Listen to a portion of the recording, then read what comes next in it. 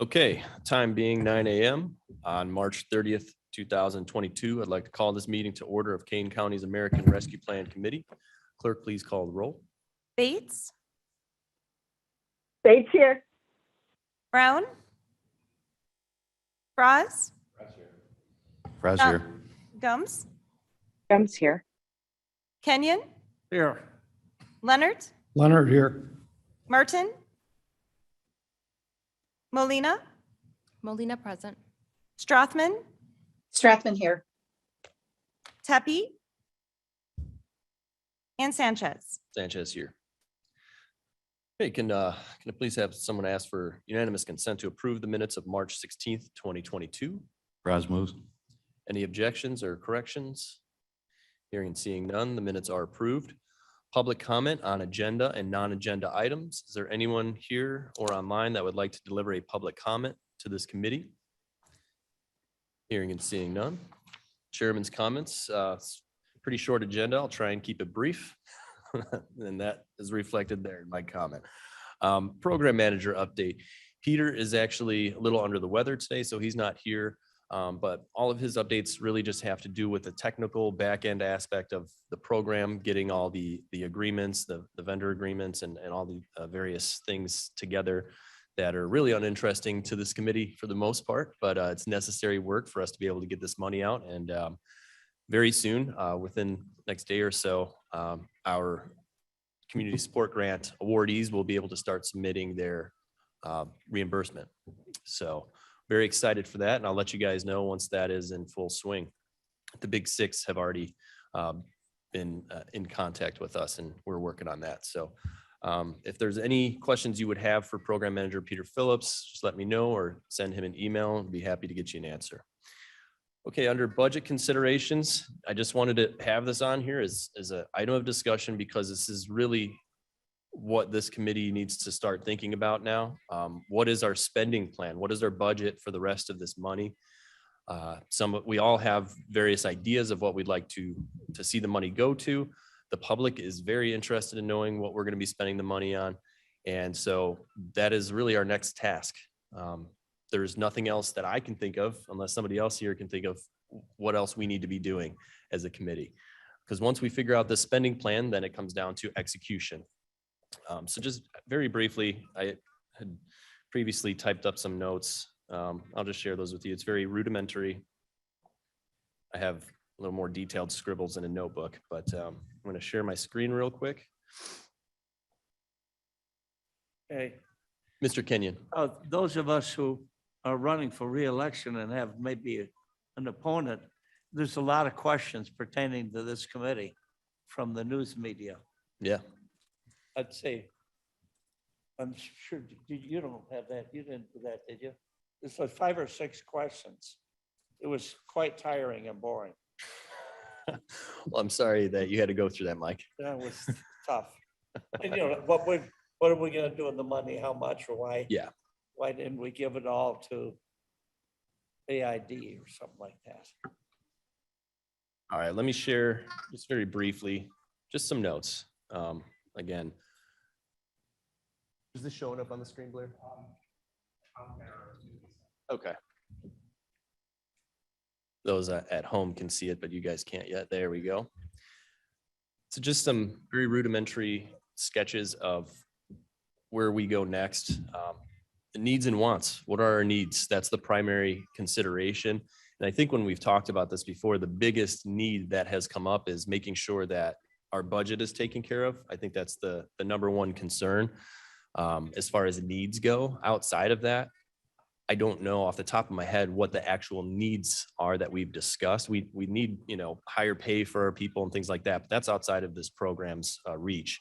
So that's just the focus of everything is needs and wants. But I want to kind of get some numbers together, and Onsic is working on what would be a potential comfortable number for us to leave for budget gap uses, potential budget gap uses. We don't know exactly what we're going to need.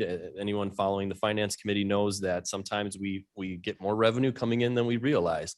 There's a lot of different moving pieces. So he's working on getting us some kind of figure that we can chew on to start with. Because I think that's the number one thing that everyone is interested in. Know how much do we want to utilize for potential budget purposes?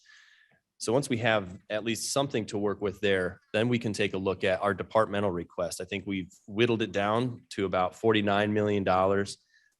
We're probably not going to be able to fund all of that. So we're going to have to determine what number are we comfortable with? Is it going to be 30 million, 40 million, 10 million, whatever it is? That's what we have to come up with. And once we know that, we can start executing on projects, but we have to prioritize. So after we determine the allocation, we have to really prioritize. So these are some potential ways that we could start looking at all of those department requests. So we have just what the department heads and elected officials tell us are their priorities. If they submitted 5 things, what are the top 2?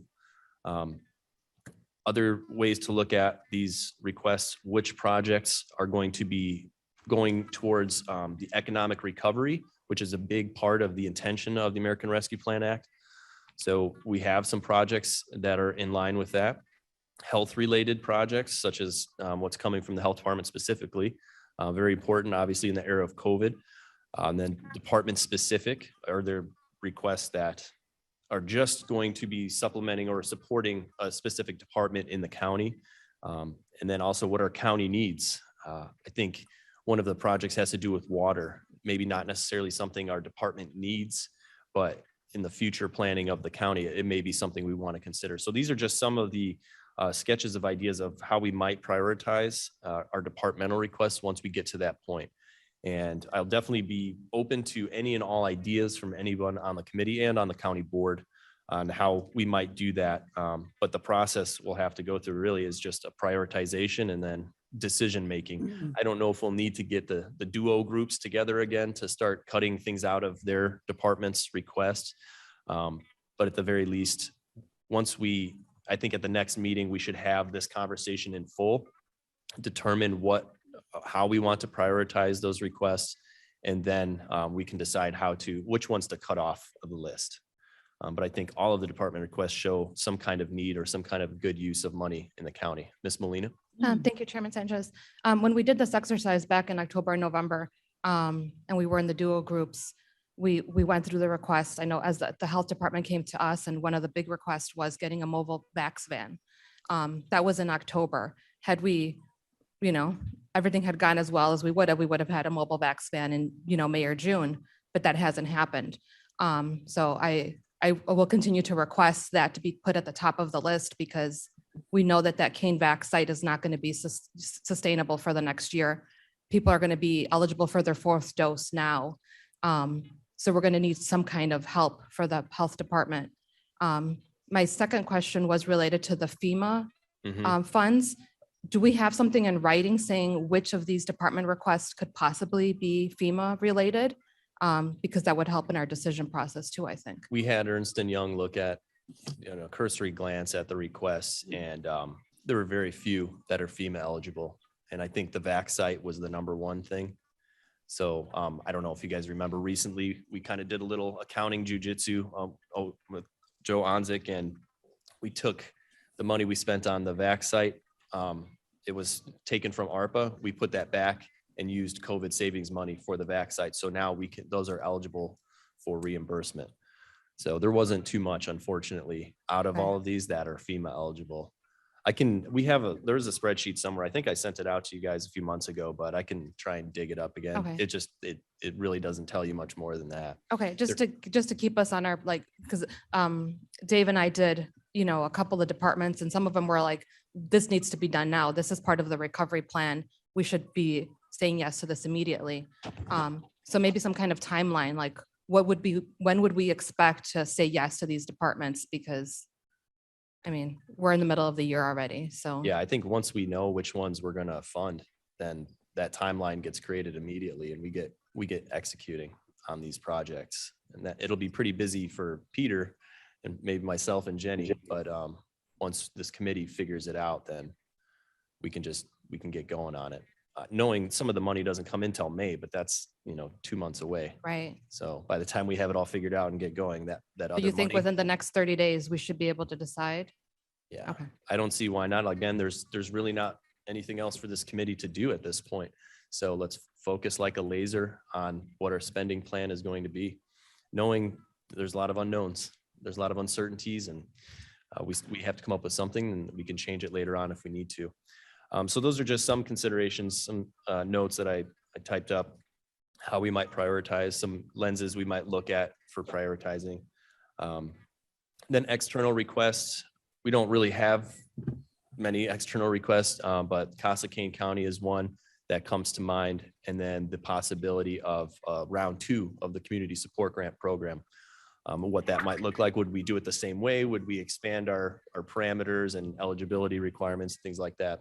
Then administrative costs. It's very minimal so far with Ernst & Young. The first month's invoice came in recently. I'll make sure that gets sent out. Did we send that out already?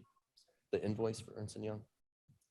Okay, I'll make sure that gets sent out to you guys so you can see it. I think it was somewhere around $107,000 or $97,000, something like that. It's very, very small number for a lot of work to be done in that time. So we're doing pretty good on that. We have up to $1 million authorized. And for Peter and Jenny, and then SAO and finance assistants. I know Joe Onzik is going to be getting somebody in his department soon, but some of that money won't even come from ARPA. So administrative costs are going to be very minimal. And outside of that, that I'm aware of, we don't really have anything we need to be paying attention to for our budget, for a spending plan. I know, Ms. Bates, go ahead.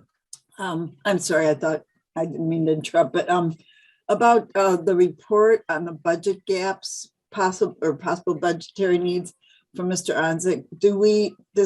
Has he given us a date when he can do that?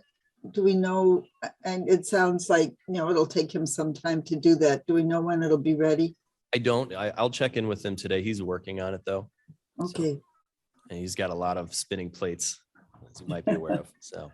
Well, let's make sure we're one of those plates. Oh yes, we definitely are. And Okay. he's been a great help considering how much work his department has.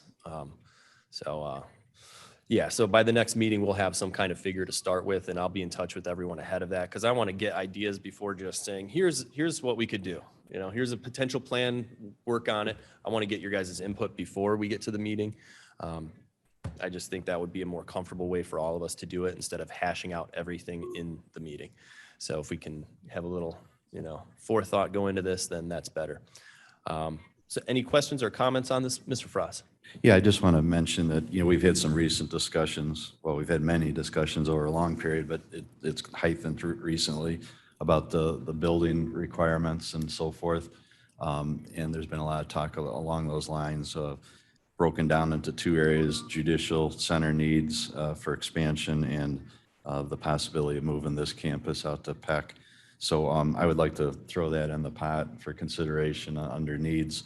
I believe that some counties have set precedent in using some of this money for that, and I'm not proposing a huge chunk, but if we could put 10% or something into that pot for future needs for our buildings, that'd be something to talk about. Okay. Mr. Leonard. Thank you, Mr. Chairman. I would request that Ernst & Young give this committee in particular a short synopsis or definition of what the ARPA monies can be used for. We've had a lot of discussion back and forth. Well, it can be used for this. No, it can't. I would like some definitive answers to specifically how we can use that. Number 1, to help out our internal requests. Number 2, to balance the budget. And then number 3, to see if there is any additional money for outside sources. Yeah, well, I mean, the information is there on the Treasury website. I'll see what Ernst & Young has as far as a summary. I Yeah, think that's what you're looking I'd like for. something specific, reading over the pages, you read in one area that this is allowable, and then there are conditions for that being allowed. I would like to get, a more specific idea of how we as a county board can spend this money. And obviously my concern is the internal request first, because we do have financial concerns immediately, but also down the road. And 2 of the things that we have to look at, and I understand they're not in the purview of this committee, but we have to look at getting employees' salaries up to a competitive level. And number 2, we also have to look at the cost to implement the mandates we're getting. Mhm. And those are two substantial things that will go into our budget. But I'd like to find out what, if anything, we could do with the ARP money to help in those two areas. And if not, maybe in other areas of the budget, so that we will have the money in other areas for the salary increases and the mandate costs. And the mandate costs are substantial. Yeah, my last reading of the final rule is you can spend it on payroll to bring you back up to pre-COVID Mhm. staffing levels. We have a resolution going through for what is it, the payroll reimbursement. Yeah. That is one, once you're reimbursed for that, that money goes into the COVID savings fund and can be used for anything. Right. You know, so that's one way, one thing to keep in mind. And then with, like, say with the budget, the budget gap issue, if we were to use money for that, that's just money. We don't put it into a savings account or separate it. People have talked about, you know, how to do that. It just sits there in the fund. And then that comes out of revenue recoupment money. So when we go to do the revenue loss formula calculations, that money comes out of there. And our department requests the same. Either it's a request that falls under one of the major spending categories, or it comes under government services. And we do have the money that we've already received from ARP in a reserve for that purpose, correct? Yeah, we have it in a fund. It's sitting there. Right. Mhm. And so with the 51.5 million we're getting in May, I think we need to look at that too, to see how we want to allocate that. Yeah, I look at it all as one. Okay. Yeah, it's two tranches. We get the second in May, but it gets more complicated when you just focus on the first and then the second. We just look at the whole big picture, and then we can figure out where the money comes from it specifically. You know, I like that.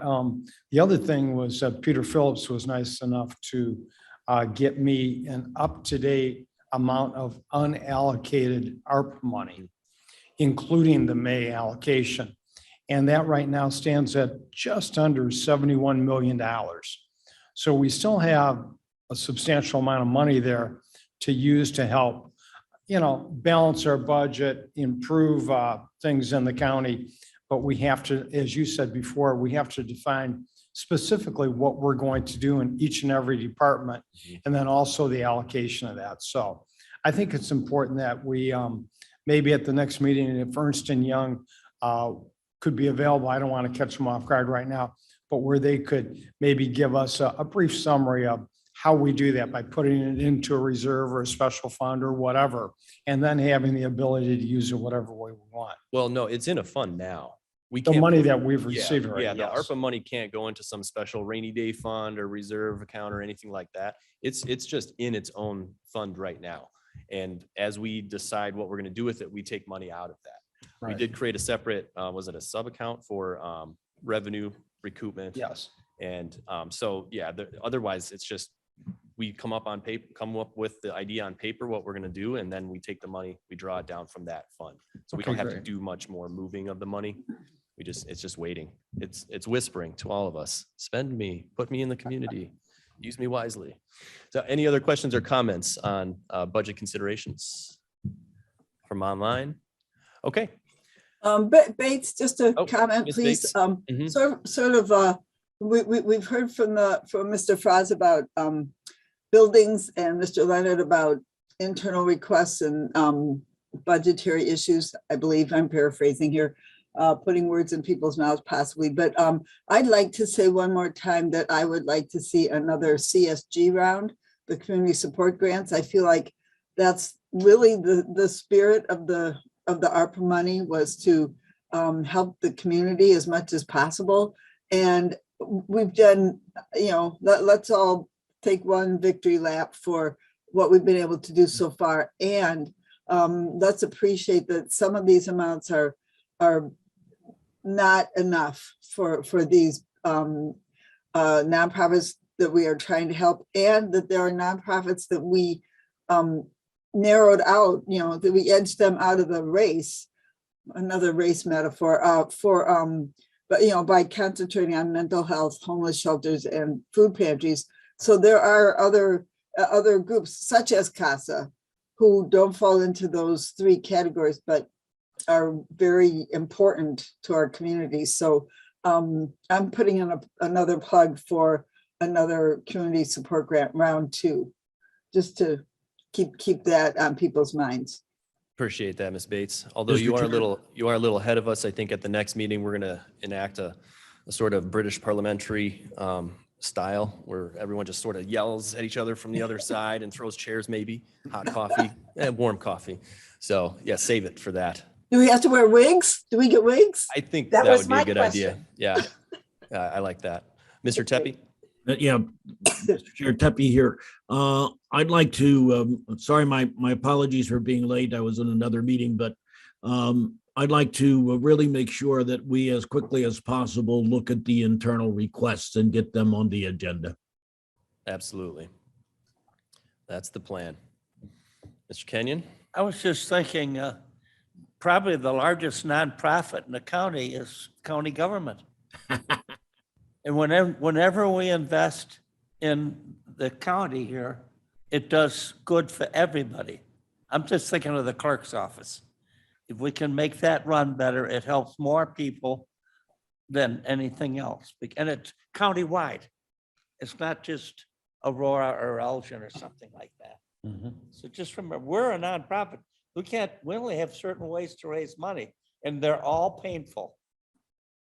Gas tax, retail tax. If we can keep the county going and save the people some money. I'm seeing an opportunity for raw milk sales and something like that. You got that up by you. All right. If there's no other questions or comments, we'll move on. All right. Okay, nothing for other committee matters. So we'll move on to new business. We have a resolution authorizing the position of part-time administrative coordinator for the American Rescue Plan Committee to replace the temporary administrative assistant position and corresponding budget adjustment for ARPC program manager. I need a motion and a second. Kenyon Bates would moves. move that. Bates? Leonard seconds. Okay, and there are a couple edits. I am sorry. Steve, could you please approach the podium? Our Assistant State's Attorney here. There's a couple edits that you wanted us to make for this resolution, and I apologize, I didn't send that out ahead of this, but if you could just go over those very briefly. Thank you, Chair Sanchez. Oh, I think your mic isn't on.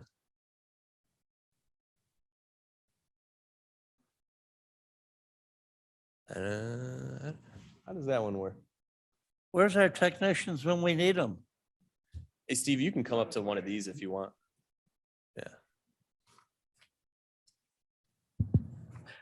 Thank you, Chair Sanchez. Stephen Ford from the State's Attorney's Office. So the technical amendments that I just wanted to point out, and they are in the resolved paragraph, so I do think it would be important just for clarity, would be in the first resolved paragraph, inserting the word assistant after the words temporary administrative, just so it's clear that this is would replace the temporary administrative assistant position. That would be the first one. The other technical edit we would suggest be made is in the final clause of the third resolved paragraph, right before the budget table. It refers to this new position as American Rescue Plan Program Coordinator. It should reference American Rescue Plan Administrative Coordinator. So we would suggest striking out the words part-time position of American Rescue Plan Coordinator and replacing them with the words part-time position of American Rescue Plan Administrative Coordinator, just to be consistent with the rest of the resolution. Just error in one spot. Okay, so if someone could please move to amend this resolution to reflect those suggested changes, recommended changes from the State's Attorney's Office. I would move to Jim. Kenyon make moves the to amend. Leonard recommended seconds. change. 100 seconds. Clerk, will we please have a vote on that? Excuse me. Chair Sanchez, I'd like to ask a question once again. We had brought up at the last meeting a concern that I had that with respect to the health insurance for a part-time employee, I see where we changed the wording to 20 hours a week, not up to, but 20 hours a week. And I was wondering if maybe Jamie could give us a little more insight on that. Certainly. Jamie Labrillo, Executive Director of Human Resources. Health insurance and dental insurance and benefits eligibility begins at 21 hours per week by policy. So this employee could be a regular 20-hour-a-week employee and would not be eligible for health and dental benefits. At 21 hours a week, an employee is eligible, but is responsible for the full cost of the premium. It is not until 30 hours per week that an employee becomes eligible for full benefits in which the county would pay a portion. Excellent definition. Thank you very much. And thank you for the reminder, Mr. Leonard. That was the whole reason we delayed this resolution. And it's the one thing I forgot to mention. So thank you, Ms. Labrillo, for being here to discuss that with us. Okay, any other questions? We're voting on the amendment. Okay, clerk, please call the roll. Bates, Bates, yes? Brown, Bras, Raz, yes. Gums, Gums, yes. Kenyon, Yes. Leonard, Leonard, yes. Martin, Molina, Molina, yes. Strothman, Strathman, yes. Tepe, Tepe, yes. and Sanchez. Yes. Okay, resolution passes. We have nothing under old business unless you guys have something. No need for executive session. I just need a motion to adjourn Motion to adjourn. by Mr. Kenyon. Kenyon, second by Mr. Leonard, Frost. second. All those in favor, say aye. Aye. Aye. We are Aye. adjourned.